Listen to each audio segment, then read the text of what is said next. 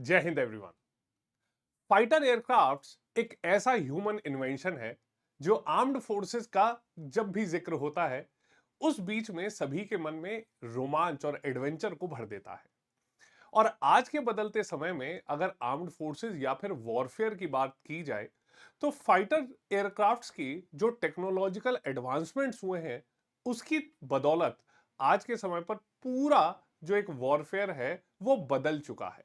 और किसी ना किसी तरीके से अभी तक जो ट्रेडिशनल स्टाइल में वॉरफेयर लड़े जाते थे वो कन्वेंशनल वॉरफेयर से हटके अब प्योरली एरियल वॉरफेयर पर शिफ्ट हो चुके हैं। अब रिसेंटली इंडियन एयरफोर्स का 60 साल से ऑपरेट हो रहा मिग 21 एयरक्राफ्ट अभी रिटायर हुआ। एक समय पर देखा जाए तो फाइटर एयरक्राफ्ट्स में इंडियन आर्म्ड फोर्सेस की एक बैकबोन माने जाने वाला मिग 21 जो आप देखेंगे कि शुरुआत में 1960s में इंटीग्रेट किया गया, उसके बाद 2001 में उसका अपग्रेड भी किया गया। अब जैसे ही मिग 21 का जिक्र आता था तो उसे लोग अलग अलग तरह से नाम देते थे। कोई उसे फ्लाइंग कॉफिन कहने लगा, बट ये सभी चीजें गलत थी क्योंकि जिस समय पर मिग 21 आर्म्ड फोर्सेस का हिस्सा बना था वो अपने आप में एक बहुत ही टेक्नोलॉजिकल एडवांस्ड एयरक्राफ्ट था। और यहां पर जो एक सेकंड जनरेशन एयरक्राफ्ट जो अभी तक इंडियन एयरफोर्स को काफी हद तक संभाले रखा था, और रिसेंटली तो आप देख सकते हैं कि कैसे एक सेकंड जनरेशन एयरक्राफ्ट ने एक फोर्थ जनरेशन एयरक्राफ्ट को गिरा दिया था। ऐसे केस में सभी के लिए समझना जानना बहुत आवश्यक है कि ये जनरेशंस फाइटर एयरक्राफ्ट्स के केस में आखिर होता क्या है। फर्स्ट जनरेशन एयरक्राफ्ट में और फोर्थ जनरेशन एयरक्राफ्ट में क्या फर्क है, 4.5 जनरेशन जो आई वो क्या थी, कैसे आज के समय पर इंडियन आर्म्ड फोर्सेस की एक बहुत बड़ी रिक्वायरमेंट है किसी फिफ्थ जनरेशन फाइटर एयरक्राफ्ट को इंटीग्रेट करना, और कैसे कुछ देश ऐसे हैं जो अब धीरे धीरे सिक्स्थ जनरेशन फाइटर एयरक्राफ्ट्स का भी डेवलपमेंट करने पर बिल्कुल कामयाब होने वाले हैं। अभी तक जहां सिर्फ यूएस से रशिया और चाइना फिफ्थ जनरेशन एयरक्राफ्ट्स को ऑपरेट कर रहे हैं, ऐसे में अब इंडियन आर्म्ड फोर्सेस जो हैं उनके लिए भी एक इंडिजिनाइज्ड फिफ्थ जनरेशन फाइटर एयरक्राफ्ट का डेवलपमेंट शुरू हो चुका है। तो अब देखना यह है कि कैसे इंडिया यहां पर अपनी एक साख जमाता है, इंडिया कैसे मजबूती से अपने टेक्नोलॉजिकल एडवांसमेंट्स को दुनिया के सामने पेश करता है। अब फाइटर एयरक्राफ्ट्स के अगर इवोल्यूशन की बात की जाए तो आप देखेंगे कि फर्स्ट जनरेशन फाइटर एयरक्राफ्ट से अगर फिफ्थ जनरेशन और expected sixth generation fighter aircrafts की बात की जाए तो ये आखिर एयरक्राफ्ट्स क्या रहे। ठीक, फर्स्ट जनरेशन एयरक्राफ्ट जो आप देख सकते हैं कि ऑलमोस्ट वर्ल्ड वॉर टू के समय पर इंटीग्रेट किए गए थे, उनमें क्या क्या फीचर हुआ करते थे।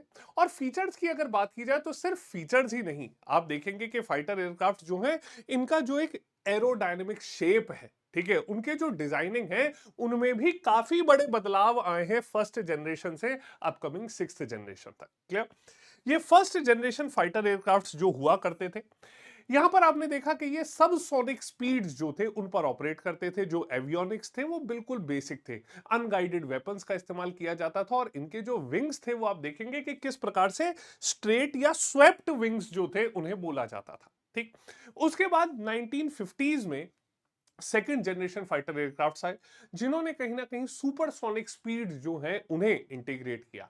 आफ्टर बर्नर्स का कंसेप्ट यहां पर आया, एवियोनिक्स थोड़े से अच्छे हुए, रेडार सिस्टम आए, यहां पर सेमी एक्टिव या सेमी गाइडेड मिसाइल जो है वेपन्स जो है उनका भी इंटीग्रेशन हो चुका था। इसके बाद थर्ड जनरेशन फाइटर एयरक्राफ्ट में हमने देखा कि कैसे मल्टी रोल कैपेबिलिटीज जो है, बियॉन्ड विजुअल रेंज अटैक करने की जो कैपेबिलिटीज थी वो आ चुकी थी, और एक एडवांस्ड रडार था। बट आपने थर्ड जनरेशन फाइटर एयरक्राफ्ट में देखेंगे कि ये जो एयर फ्रेम्स थे, ठीक है, एक इंटीग्रेटेड एयर फ्रेम्स जो थे वो डिजाइन का हिस्सा बन चुके थे। ठीक, इसी के साथ साथ अगर फोर्थ जनरेशन फाइटर एयरक्राफ्ट को हम लोग देखते हैं तो यहां पर multi role, okay, fourth generation fighter aircraft में हमने देखा कि कैसे मल्टी रोल फाइटर्स आए, और यहां पर एक नई टेक्नोलॉजी आई जिसे फ्लाई बाय वायर कहा गया। ठीक, और यहां पर कहीं कहीं देखा गया कि इनिशियली कुछ स्टेल्थ फीचर्स जो थे, ठीक है, जो रडार की पहुंच से, रडार के डिटेक्शन से बाहर थे, वो स्टेल्थ फीचर भी अब इंटीग्रेट होने लगे थे। उसी के अलावा अब ये फिफ्थ जनरेशन फाइटर एयरक्राफ्ट, जैसा मैंने आपको बताया कि सिर्फ यूएस, रशिया और चाइना अभी इन्हें ऑपरेट कर रहे हैं। ठीक है, यहां पर यूएस का F-22, ठीक है, रशिया का Su-57, ओके। इसके साथ साथ चाइना का J-20 चेंगडू J-20 जो है वो ऑपरेट हो रहा है। फिफ्थ जनरेशन फाइटर एयरक्राफ्ट जो है वो प्राइमरली स्टेल्थ डिजाइन और एडवांस्ड एवियोनिक्स के ऊपर बेस्ड है, ठीक है। नेटवर्क सेंट्रिक वॉरफेयर के लिए इन्हें तैयार किया गया है और डेटा फ्यूजन, सुपरसोनिक स्पीड जो है उन्हें सस्टेन करने की कैपेबिलिटीज इन्हें दी गई है। जो expected sixth generation fighter aircraft हैं ये हाइपरसोनिक कैपेबिलिटीज के ऊपर बेस्ड है, ठीक है। और ये कहा जा रहा है कि आगे आने वाले समय पर आर्टिफिशियल इंटेलिजेंस का भी इंटीग्रेशन यहां पर किया जाएगा और डायरेक्टेड एनर्जी वेपन्स जो हैं उनका इस्तेमाल यहां पर किया जाएगा, ठीक है। तो यहां पे UK, Italy, Japan, USA, China, Russia सभी इस रेस में लगे हुए हैं कि किसी प्रकार से सिक्स्थ जनरेशन फाइटर एयरक्राफ्ट को जल्द से जल्द यहां पर तैयार किया जा सके। क्लियर? तो सबसे पहले हमें यह देखना है कि ये जो फाइटर एयरक्राफ्ट है इनका इंटीग्रेशन अब कैसे हुआ और एक एक करके समझते हैं कि इंडिया के पास किस जनरेशन में कौन सा एयरक्राफ्ट था और कैसे फिर टेक्नोलॉजिकल एडवांसमेंट्स होने शुरू हुए। ओके, सबसे पहले अगर हम फर्स्ट जनरेशन फाइटर एयरक्राफ्ट की बात की जाए तो ये उन फाइटर एयरक्राफ्ट को बोला जाता है जो 1943 से 1955 के बीच में जिनका डेवलपमेंट हुआ था, ठीक है। ये जो फर्स्ट जनरेशन फाइटर एयरक्राफ्ट है वर्ल्ड वॉर टू के समय पर ये आए, ठीक है। टर्बोजेट्स का ये इस्तेमाल करते थे और यहां पर आप ये देख सकते हैं कि जो प्रोपल्शन था, ठीक है, वो टर्बोजेट्स का यूज किया गया था और किसी भी प्रकार से यहां पर जो ये एयरक्राफ्ट थे ये पिस्टल ड्रिवन एयरक्राफ्ट के तौर पर देखे गए, ठीक।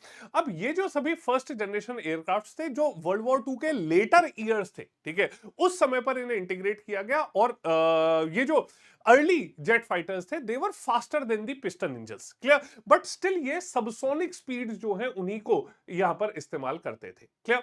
तो यहां पर कॉमन कैरेक्टरिस्टिक्स देखा जाए कि these generation of fighter aircraft was the jet engines that did not have afterburners and the aircrafts operated in the subsonic regime, clear। subsonic effectively below the speed of sound, okay। यहां पर आप ये देख सकते हैं कि ये जो जेट फाइटर्स थे काफी बेसिक एवियोनिक्स थे, ठीक है। कोई रडार सिस्टम नहीं था, सेल्फ प्रोटेक्शन सिस्टम नहीं था, देवर आर्म्ड विद मशीन गन्स। तो यहां पर किसी भी प्रकार से अनगाइडेड वेपन्स का इस्तेमाल किया गया था, क्लियर। तो यहां पॉपुलरली जो ME-262, MiG-15, hawker, Hunter aircraft जो थे वो रहे, क्लियर। सो ये जो एयरक्राफ्ट थे प्राइमरीली अगर देखा जाए ये एयरक्राफ्ट इंटरसेप्टर्स के तौर पर इन्हें पोजीशन किया जाता था, ठीक है। तो ये इंटरसेप्टर्स के तौर पर आते थे और ये सिर्फ क्लोज रेंज कॉम्बैट जो था उसमें इन्वॉल्व होते थे, उसमें एंगेज होते थे, क्लियर। नेक्स्ट यहां पर अगर सेकंड जनरेशन फाइटर एयरक्राफ्ट की बात की जाए तो ये जो सेकंड जनरेशन फाइटर एयरक्राफ्ट थे ये 1955 से 1970 के बीच में देखे गए जिसका हमारा MiG-21 था, clear. Second generation fighter aircraft ने नई नई टेक्नोलॉजीज को इंटीग्रेट किया और यहां पर एक जो डिजाइन था वो थोड़ा डेल्टा विंग डिजाइन देखा गया, ओके। डेल्टा विंग्स जो थे वो यहां पर देखा गया, डेल्टा विंग्स डिजाइन यहां पर देखा गया और उसके साथ साथ गाइडेड मिसाइल्स का भी यहां पर इस्तेमाल होने लगा। बियॉन्ड विजुअल रेंज वेपन्स यहां पर आए और कॉम्बैट मोड में अब एयरक्राफ्ट्स का इस्तेमाल होना शुरू हो चुका था, ठीक। यहां पर आप देख सकते हैं कि इसी के साथ साथ फायर कंट्रोल रेडार्स जो थे वो इंटीग्रेट किए गए, ठीक है। पहली बार semi active radars guided missiles आई, रडार वार्निंग रिसीवर्स ऐड किए गए और यहां पर जो काउंटर, तो एक प्रकार से सेल्फ प्रोटेक्शन मेजर्स जो थे वो लाए गए, ठीक है। यहां पर popularly MiG-21 aircraft, Lockheed F-104 star fighter aircraft जो थे, सुखोई 7 जिसे हम देखते हैं, तो सुखोई 7 भी इसी सेकंड जनरेशन एयरक्राफ्ट्स की लीग में आता है, ठीक है। अब ये जो सेकंड जनरेशन एयरक्राफ्ट से ये जो रडार वार्निंग यहां पर ऐड की गई थी काउंटर मेजर्स के तौर पर, ये एक बहुत ही प्रोडक्टिव मेजर के तौर पर उस समय पर लिया जाता था, ओके। इसके बाद अगर थर्ड जनरेशन फाइटर एयरक्राफ्ट जो 1960 से 1970 के बीच में आए, ठीक है। अब ये फाइटर एयरक्राफ्ट जो है, okay, basically 1955 to 1960 second generation was 1960s और उसके बाद 1960 से 1970 वाज थर्ड जनरेशन, क्लियर। तो यहां पर इंप्रूव्ड रेडार्स देखे गए, ठीक है। मिसाइल्स, एवियोनिक्स जो है वो काफी यहां पर इंप्रूव हुए, ठीक है। इसके साथ साथ ये कहा जाता है कि ये जो थर्ड जनरेशन फाइटर एयरक्राफ्ट है इन्होंने मल्टी रोल कैपेबिलिटीज को इंटीग्रेट किया। तो fighter, bombers, interception, visual range warfare, ये सभी चीजें आ चुकी थी और इलेक्ट्रॉनिक वॉरफेयर सिस्टम यहां पर इंटीग्रेट कर दिया गया था, ठीक। यहां पर हम लोग देख सकते हैं कि ये जो एयरक्राफ्ट रहे, ठीक है, visual range warfare, pulse Doppler radar, electronic warfare system यहां पर लाया गया and these aircraft featured more powerful turbofan engines. Okay, तो superior range manoeuvrability, okay, supersonic flight को सस्टेन करना इनकी खासियत रही थी। ठीक है, यहां पर हम लोग देख सकते हैं कि जो McDonnell Douglas F4 Phantom aircraft, MiG 23 aircraft, Hawker, Siddeley, Harriers जो थे ये यहां पर इंटीग्रेट हो चुके थे। क्लियर। इसके साथ साथ अब नेक्स्ट जो देखा गया वो आई fourth generation. Okay, fourth generation 1970 से 1980 के बीच में इन्होंने ऑपरेट किया। ठीक है, वैसे कुछ लोग इसे 1990 तक लेकर चलते हैं कि यहां पर आए, बट अर्लियर हम लोग देखते हैं कि बीच में एक 4.5 जनरेशन भी आई। ओके, ये जो फोर्थ जनरेशन थी इन्होंने फ्लाई बाय वायर टेक्नोलॉजी को इंटीग्रेट किया। क्लियर। और उसके साथ साथ मल्टी रोल कैपेबिलिटीज जो थी वो भी यहां पर एयरक्राफ्ट्स में देखी गई। ओके, इन सभी एयरक्राफ्ट्स में आप लोग देखते हैं कि ये जो फोर्थ जनरेशन एयरक्राफ्ट्स रहे, ठीक है, उसमें फ्लाई बाय वायर टेक्नोलॉजी की वजह से एक जो मैन्यूवरेबिलिटी थी वो काफी इंप्रूव हो गई थी। और ये कहा जाने लगा कि अभी तक जो फाइटर एयरक्राफ्ट थोड़े से अनस्टेबल माने जाते थे, फोर्थ जनरेशन में स्टेबल फ्लाइट थी, हाई स्पीड थी, कंप्यूटर्स का इस्तेमाल किया जाने लगा था, और पायलट यहां पर आप ये देख सकते हैं कि जो इनपुट्स था वो काफी अच्छे से मीडिएट हो पा रहा था। यहां पर देखा गया कि एयरक्राफ्ट के जो कंट्रोल थे वो काफी इफेक्टिव कंट्रोल्स यहां पर सरफेस हो चुके थे। Clear.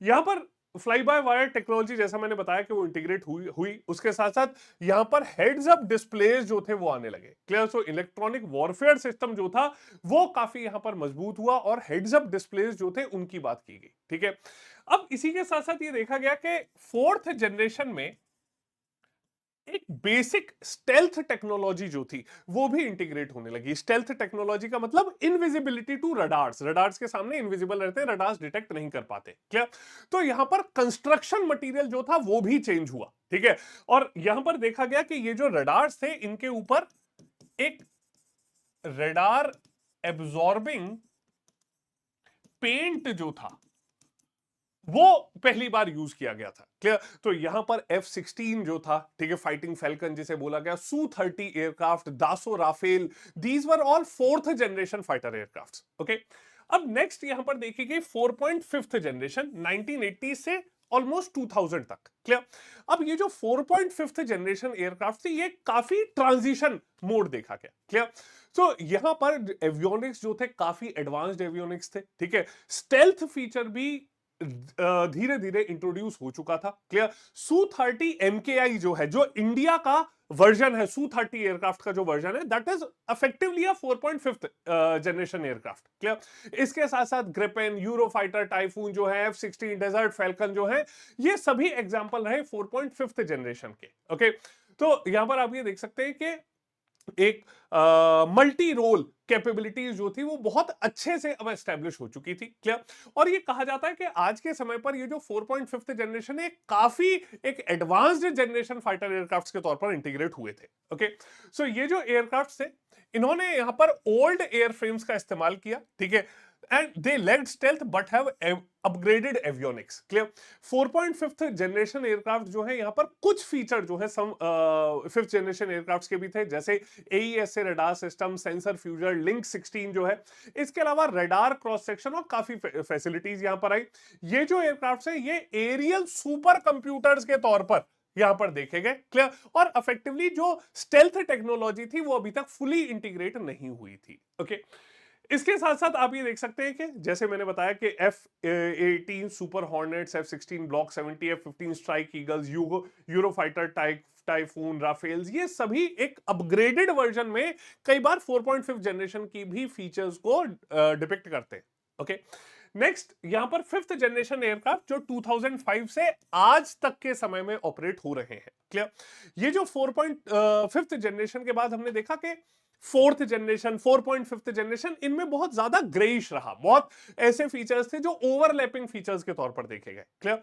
But fifth generation fighter aircraft जिसकी इंडिया को इस समय एक बहुत बहुत ज्यादा जरूरत है। ठीक है, ये जो फाइटर्स हैं these are basically multi role. Okay, या फिर इन्हें कई बार बोलते हैं कि स्विंग रोल कैपेबिलिटीज में देखा गया। एडवांस्ड स्टेल्थ टेक्नोलॉजी यहां पर इंटीग्रेट की गई। Clear. Super cruise feature, supersonic missiles का यहां पर इस्तेमाल होने लगा, और आप देख सकते हैं कि थ्रस्ट वेक्टरिंग और मल्टी सेंसर जो थे वो एवियोनिक्स का हिस्सा बन चुके थे। Clear. So fifth generation fighter aircraft आज के समय पर ऑपरेट होने वाले सबसे एडवांस्ड फाइटर एयरक्राफ्ट के तौर पर है। और यहां पर जो टेक्नोलॉजी है, इंटीग्रेटेड सिस्टम जो है, वो एक बैटल फील्ड का पायलट को बहुत अच्छा व्यू देते हैं। ओके, सो अगर इवोल्यूशन ऑफ फाइटर एयरक्राफ्ट की बात की जाए तो धीरे धीरे जो फर्स्ट जनरेशन के मुकाबले अगर फिफ्थ जनरेशन तक देखा जाए तो पायलट्स के जो कंट्रोल है, पायलट्स की जो एक ईज ऑफ यूज है, जो मैन्युवरेबिलिटी है, वो ग्रेजुअली बहुत इंप्रूव हुई है। ठीक है, कम्युनिकेशन सिस्टम एक बहुत नेटवर्क्ड कम्युनिकेशन सिस्टम यहां पर आया है, एडवांस्ड कंप्यूटर सिस्टम इंटीग्रेट किए गए हैं, तो पायलट्स का जो वर्कलोड है वो थोड़ा सा कम हुआ है। ठीक है, इसी के साथ साथ जो ऑपरेशनल एफिशिएंसी है वो भी काफी ज्यादा यहां पर बढ़ चुकी है। ठीक है, यहां पर आप ये देख सकते हैं कि 2005 में, ठीक है, लॉकहीड मार्टिन F-22 रैप्टर जब यहां पर इंटीग्रेट किया गया तो अपने आप में एक अनोखा एयरक्राफ्ट माना जाता था। ठीक है, तो stealth technology, long range combat feature, radar signature, ठीक है, तो ये कहा जाने लगा कि एक छोटी से छोटी चिड़िया जो है, ठीक है, उसे भी यहां पर डिटेक्ट किया जा सकता था, और ये काफी एडवांस्ड सिस्टम रहे थे कि एनिमी के डिटेक्ट करने से पहले ही उस पर हमला करते थे। ठीक है, बट अभी तक सिर्फ यूएसए जो है वो F-22 F-35 ऑपरेट करता है, रशिया Su-57 ऑपरेट करता है, चाइना चेंगडू J-20 ऑपरेट करता है। और ऑपरेशनली हम लोग देखते हैं कि ये जो F-22 एयरक्राफ्ट है, F-35 एयरक्राफ्ट है, इनका अभी तक प्रोडक्शन बहुत ज्यादा हो चुका है और काफी देश हैं जो इन्हें यूज कर रहे हैं, बट जो Su-57 एयरक्राफ्ट हैं वो अभी तक काफी कम है सर्विसेज में, और रशिया के अलावा कोई भी दूसरा देश उसे अभी तक यूज नहीं कर रहा है। सिमिलरली चाइना का जो चेंगडू J-20 एयरक्राफ्ट है वो भी चाइना क्लेम करता है, बट अभी तक किसी भी एयर शो में, इंटरनेशनल इवेंट में या किसी इंटरनेशनल वॉरफेयर में J-20 का कोई खास प्रदर्शन देखा नहीं गया है। क्लियर?